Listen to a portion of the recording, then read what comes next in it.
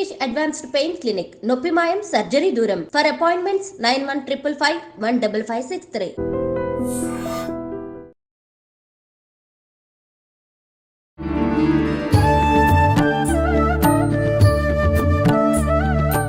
నమస్కారం గురుగారు. నమస్కారం. గురుగారు, ఆడవారి విషయానికి వస్తే వాళ్ళ నెలసరి సమయంలో రకరకాల జాగ్రత్తలు తీసుకోవాలని చెప్పి, ముఖ్యంగా పూజల విషయానికి వస్తే వాళ్ళు కంప్లీట్గా దూరం ఉండాలని చెప్పి, వాళ్ళు ఆ 4 రోజులు 5 రోజుల వ్యవధి ఏదైతే ఉందో ఆ సమయంలో మనం ఇంట్లో మిగతా వాళ్ళు కూడా పూజలే చేయకూడదు అని చెప్పి రకరకాలుగా వింటున్నాం. నిజంగా ఇదంతా నిజమేనా? అసలు మహిళలు నెలసరి సమయంలో పూజల విషయంలో, పూజ గది విషయంలో ఎలాంటి జాగ్రత్తలు తీసుకోవాలి, ఎలాంటి నియమాలు పాటించాలి? ముఖ్యంగా పూజ గది ముందు నుంచి వంటగదిలోకి వెళ్ళడము అలాంటి దారులు ఏమైనా ఉంటే అసలు ఆ గది ముందు నుంచి కూడా తిరగకూడదు, కొంత దూరం అనేది మెయింటైన్ చేయాలని అంటుంటారు. నిజంగా అలా గదికి దూరం అనేది ఎంత దూరం అని ఏమైనా చెప్పారా మీకు? లేదా? లేదు గురుగారు. 4 feet 5 inches అని అలా ఏం చెప్పలేదు. అలాంటిది ఏమన్నా ఉంటే ఇప్పుడు మీరే చెప్పాలి. ఏం లేదమ్మా, ఇది నేను చెప్పినా ఇంకోళ్ళు చెప్పినా ఎవరు చెప్పినా కూడా ఒక నమ్మకం మీద ఆధారపడింది. కానీ శాస్త్ర ప్రకారం ఇది ఇంతే అని చెప్పడానికి లేదు. ఇది ఇంతే అని చెప్పేస్తే అది సత్యం కాదు. దానికి లాజికల్గా ఒక రీజనింగ్ ఉండాలి. ఆ రీజనింగ్ కూడా దేశకాల పరిస్థితులు అని ఒకటి ఉంది.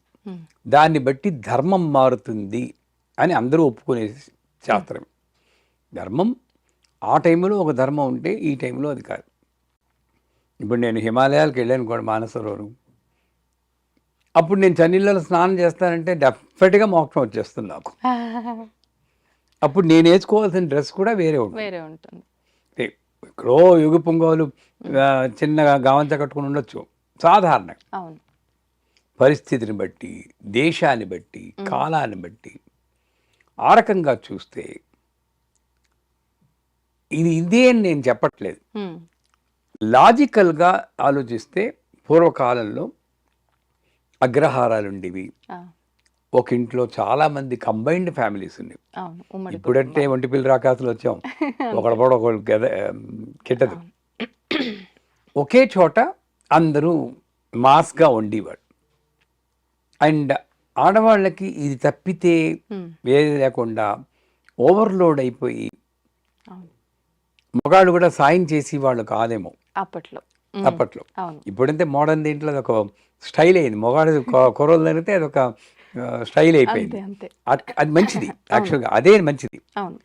ఇప్పుడు మారిన ధర్మం ఆ రకంగా మంచిది. అంచేత ఆడవాళ్ళకి ఆ సాయం కూడా లేదు. పోనీ పని మనుషులా అంటే అసలు క్వశ్చన్ లేదు, పని మనిషి క్వశ్చన్ లేదు. ఏ రకంగా వచ్చినా ఓవర్లోడ్ అయిపోయింది. అంచేత ఈ 3 రోజులు 5 రోజులు పేరు చెప్పి వాళ్ళకు రెస్ట్ ఇస్తే మంచిది. ఆ పూజలు అన్నీ కూడా కట్టెలు ముక్కునేవాడి ఇంట్లో కూడా బ్రహ్మాండమైన పూజలు చేసేవారు. ఏదో చిన్న పూజ మనలా ఇప్పుడు చేసేటట్టు అగరత్తి వెలిగించడం కాదు, పెద్ద పెద్ద పూజలు. అదే పూజలు అన్నీ కూడా చేసి వాళ్ళకి బ్రేక్ ఇచ్చారు. నెంబర్ 1. నెంబర్ 2, ఆ టైంలో ఈ శానిటరీ నాప్కిన్స్ కానీ ఇంకోటి కానీ అవి ఏమీ లేవు. మోస్ట్ ప్రిమిటివ్ స్టేజ్ అనుకోవచ్చు. నాకు బాగా గుర్తు, చిన్నప్పుడు దానికి ఒక సెపరేట్ గది పెట్టేసేవారు. అంటే మా అమ్మగారు మా అక్కగారు వెళ్ళి ఆ గదిలో కూర్చునేవారు. నేను ఎందుకు కూర్చుంటున్నారో నాకు అర్థమయ్యేది కాదు. చెప్పేవారు కాదు ఆ రోజుల్లో. చాలా సీక్రెట్ గా మెయింటైన్ చేసేవాళ్ళు అప్పట్లో. అమ్మ ఎందుకు అక్క అందుకు వెళ్ళిపోయింది, మా లాస్ట్ మంత్ కూడా వెళ్ళింది, ఈ మంత్ కూడా వెళ్తుందంటే దేవుడు చెప్తాడు వెళ్ళమని అని చెప్పేసేవారు. నమ్మేవాళ్ళం. నాకెందుకు చెప్పడు, నేనే వెళ్ళాలి గోల పెట్టేవాడు నేను. ఇది తప్పితే నాకు అర్థం అవదు. అది దూరంగా పెట్టి వాళ్ళు మోస్ట్ అన్హైజీనిక్ కండిషన్స్లో ఉంటారు కాబట్టి మేబీ ఇన్ఫెక్షన్స్ వస్తాయనో, లేక ఆ టైంలో అంతా ఎంత ఆ నీళ్ళు కూడా పోసుకునేవారు కాదండి. ఆ 3 రోజులు స్నానం లేదు అంటే చూసుకొని ఎంత ఇదిగా ఉంటుందో. దగ్గరికి వెళ్తే భయంకరమైన స్మెల్ వచ్చేది ఆ గడి దగ్గరికి వెళ్తే. అలాంటి కండిషన్లో పెట్టేవారు. నిన్నగా చెప్పాలంటే ఇప్పుడు మంచిదే అది. సో అలాంటి టైంలో మరి ఇబ్బంది, వాళ్ళకి ఇబ్బందే, చూసి వాళ్ళకి ఇబ్బంది అని చెప్పి ఏదో దూరంగా అది సాగింది కూడా మాకు. అదో దూరంగా ఉండడం, మా నాన్నగారికి వండడం, మేము మా అక్కయ్యలు వండడం అని ఏదో మిగతా వాళ్ళు వండేవాళ్ళు అయింది. ఆ కాలంలో అది సాగింది. ఇప్పుడు ఈ కాలంలో నేను ఒక రూములో ఉంటున్నాను, లేదా మహా ఉంటే 2 రూములు అంతే. డబ్బున వాళ్ళు పెద్ద పెద్ద బంగళాలు అది వేరే. వాళ్ళు ఏం చేస్తారు? దూరంగా ఉండు అంటే ఇంక అక్కడి నుండి అక్కడెక్కడో కూర్చుంటుంది, ముట్టుకుని దాన్ని బట్టలు ఇప్పేయడం, వాళ్ళని కొట్టడం, తడిపేయడం, ఇవన్నీ చేయడం కుదరదు నాకు. అందుచేత నా మా మా గురువు గారు చెప్పింది ఏంటంటే, స్నానం చేసి శుభ్రంగా శుచిగా శుభ్రంగా ఉంటే ఇంట్లో పనులు చేసుకోవచ్చు. అంటే ఫస్ట్ స్టెప్. ఎందుకంటే ఇప్పుడు నన్ను అనుకోండి, నాకు వంట రాదు, మా ఇంట్లో ఎవరు లేరు అనుకోండి, ఆవిడ కూర్చుందంటే మేమేం చేయడం? హోటల్లో ఏం తెచ్చుకోవాలా? కష్టమే కదా. సో దానికి బదులు తలారా స్నానం చేసి శుభ్రంగా ఉంటే, ఇప్పుడున్న పరిస్థితుల్లో అన్నిటి వల్ల కొంచెం హైజీనిక్ మెయింటైన్ చేయగలరు ఆడవాళ్ళు. ఉంటే ఇంటి పనులు చేసుకోవచ్చు అన్నది మనం ఒప్పుకోవాల్సిన విషయం.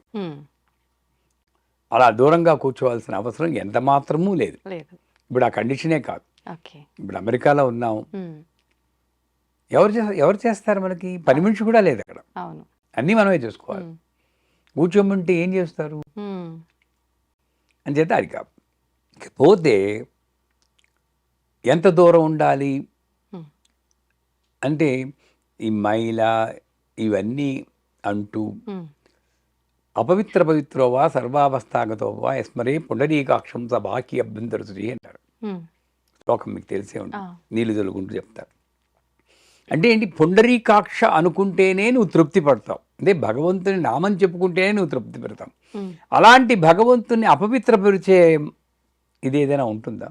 భగవంతున్నే అపవిత్రపరిచేది లాజికల్గా ఉండకూడదు.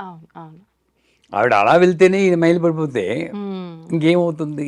అది కాదు, నా మైండ్లో అవుతుంది. ఆవిడ వెళ్ళింది కనుక ఈవిడ మైలు పడిపోయేది అనుకుంటున్నాను, కానీ నిజానికి అక్కడ శాస్త్ర ప్రమాణంగా లేదు. ఒక చిన్న ఎగ్జాంపుల్ చెప్తాను. గరిబిడి దగ్గర ఒక ఉపాసకులు ఉన్నారు, వేమకోటి కృష్ణయాది గారు. నిప్పులు కొడుకుంటారంటారు. అంటే నిప్పులు కొడుకోవడం అంటే అంత నియమం, చాలా మడి ఆచారం. నాకు గురుతుల్యుడు. నేను న్యూజిలాండ్లో ఉండేవాడిని. అప్పుడు వెనక్కి ఇండియా వచ్చాం 5 ఏళ్ల తర్వాత. మా పెద్దమ్మాయి ఏమో, డాడీ గురువుగారిని కలిసి వద్దామా అన్నాం, కృష్ణయాది గారు. కానీ ఆ రోజు అమ్మాయి బయట ఉంది. చంపేస్తారు ఆయన్ని, కలవడం ఏమిటి? ఆయన ఆశ్రమంలోనే ఎవరిని ఉండక పని పంపించేస్తారు. ఏం బుద్ధి ఉందనా? డాడీ ఒక్కసారి అడుగు డాడీ, నాకు ఎందుకో కలుస్తారు. మా అమ్మాయి పెర్ర చెట్టు వైద్యానికి పనికిరాదంటారు. మీ అందరికీ మేము గురువులు, కానీ మా అమ్మాయికి కాదుగా, మా అమ్మాయికి డాడీ నీలా ఏం కాదు, ఆయన చాలా బ్రాడ్ మైండెడ్ అని. మా అమ్మాయి నీలా ఏం కాదు, కృష్ణయ్య గారు చాలా బ్రాడ్ మైండెడ్. సరే వణికిపోతూ ఫోన్ చేశాను, గురువుగారు మరి మా అమ్మాయిని మిమ్మల్ని కలవాలి. దానికి ఉంది కలమన్నాం. కాదండి, ఇవాళే మొదటి రోజు. శివ శివ అనుకున్నారు. రమ్మనండి రమ్మనండి. తలారా స్నానం చేసి పసుపు కొంగును కట్టుకుని రమ్మనండి. అలా కట్టడం వల్ల ఆయన దీంట్లో ఆ పసుపు పవిత్రతని చేకూరుస్తాం. ఇదంతా కూడా మైండ్ గేమే. అది కట్టుకుంటే మనకు ఒక ఎస్ అంతే అంతే, పర్వాలేదు. ఇంకా ఇప్పుడు ఎవరైనా చచ్చిపోయారు అనుకోండి, తలారా నీళ్ళు పోసేసుకుంటాం. ఏం వదిలిపోయింది అక్కడ? నాకు ఏమైనా వదిలిపోయింది అక్కడ? మన ఫీలింగ్ అంతే. ఆ ఫీలింగ్ పోయింది. అమ్మ నేను శుద్ధి అయిపోయాను. Mind game. అంటే పసుపు కొంగు కట్టుకొని, మీరు నమ్మరమ్మా, వెనక సీట్లో పక్కన కూర్చోబెట్టుకుని భుజం మీద చెయ్యి వేసుకుని తీసుకెళ్ళాడు మహానుభావుడు. తర్వాత చెప్పాడు, నేను పరిహారం తర్వాత చేసుకున్నాను అనుకోండి, కానీ నేను పరిస్థితిని బట్టి నేను అడ్జస్ట్ అవ్వకపోతే నేను ఉపాసకుడినే కాదు, గురువునే కాదన్నారు. అది కరెక్ట్. అందుచేత ఇళ్లల్లో పనులు మాత్రం చేసుకోవచ్చు. ఇకపోతే ఆ టైంలో నేను పూజలు చెయ్యొచ్చా అని చాలామంది అడుగుతారు. జపం చేసుకోవచ్చు. జపానికి దీనికి సంబంధం లేదు. ఎందుకంటే మీ దగ్గర మీరు ఉంటారు, అవును. చేసుకోండి.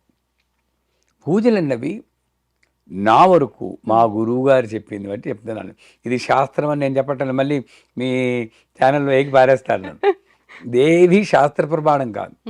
మా గురువు గారి యొక్క లాజిక్ ప్రకారం మీ అత్తగారు, మీ మామగారు, మీ భర్త, మీ ఫ్యామిలీ వాళ్ళు ఒప్పుకుంటే వాళ్ళకి ఏం అబ్జెక్షన్ అయిపోయి చక్కగా స్నానం చేసి ఒక పసుపు కుంకుమ కొట్టుకుని పూజ చేసుకోండి. ఏమీ ప్రాబ్లం. అట్లీస్ట్ భర్తకి వండినే పెట్టండి.